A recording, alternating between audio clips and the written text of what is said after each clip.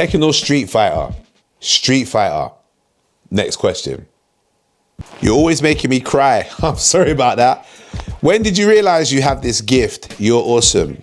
I didn't always think I had this gift. When I was younger, I felt very much like an outside child from my family and an outsider from the groups I was in. So you try to do what you can to get people's attention.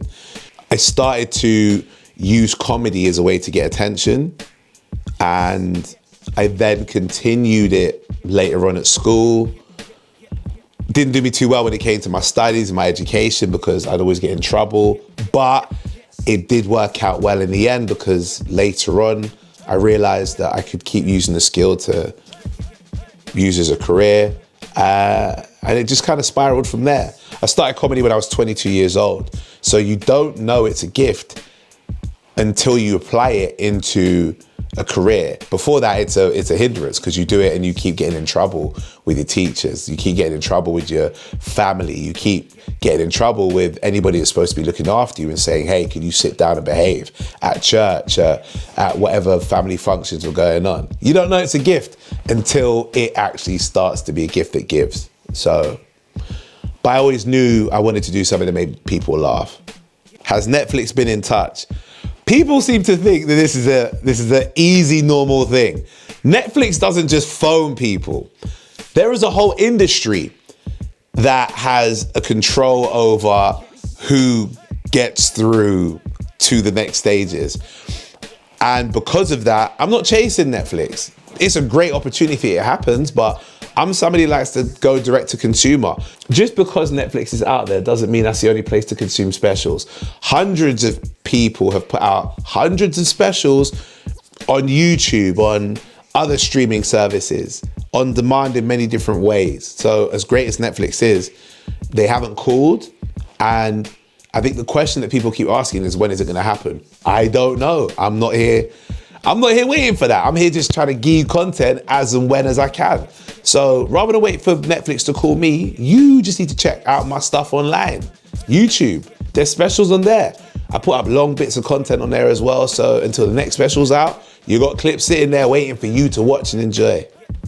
Any tickets left for April the 17th, please? Not in the gallery section. No, gallery only. April 17th is my final London show at Hackney Empire.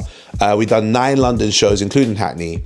We sold out all of them apart from now the gallery seats in the Empire on April the 17th. Imagine we did 9 London shows for this one tour. 7 of them rather were at Leicester Square Theatre, 400 seater. One of them at O2 Forum in Kentish Town, and then the big finale for London, Hackney Empire on April 17th. Yo, that's amazing. Thank you lot for coming out and buying tickets to them shows.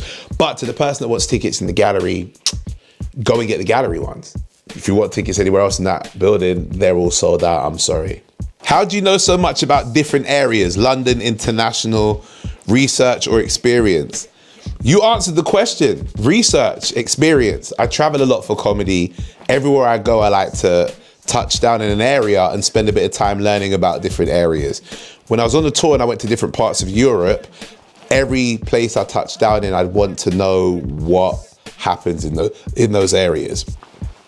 When I went to New Zealand, I have a big joke that I was doing around that time, comparing the North and the South Island. And that was by talking to the people and visiting both islands to be able to go, oh, I see what's going on and I can feel the vibe.